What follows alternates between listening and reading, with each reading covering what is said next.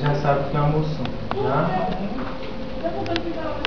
Vai situação longe do final, cefálico, o hospital à direita, tudo menos o que está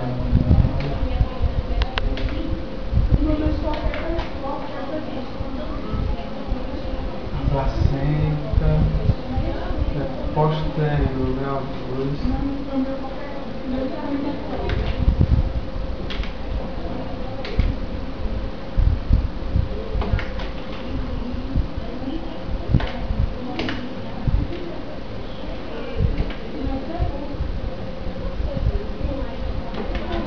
O DBP 9,1 feno 7,0, o CC 32,0, o CA 32,1, 37 semanas, 2,9 kg.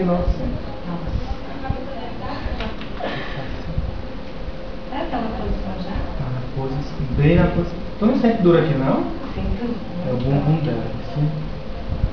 Em cima, é, doutor? É, bem aqui. Oxe, eu catuco tanto ela, quando eu faço isso, ela está cada chute danado. Porque as perninhas ficam desse lado. Aqui é o pipio, tá vendo? Eita, o bicho chutou agora.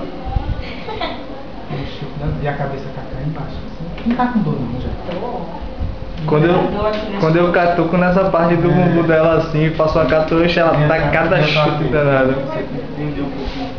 Tem 5 segundos pra passar até ela sair daqui, tu olha logo. Assim.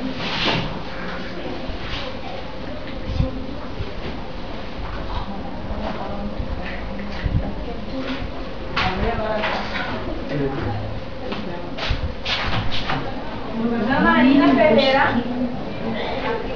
Daqui a pouco tá com você. Já? Já tá. Agora eu tenho razão mesmo. 36, 37. Bem certinha a doutora. Doença, várias doenças. Já, vamos passar.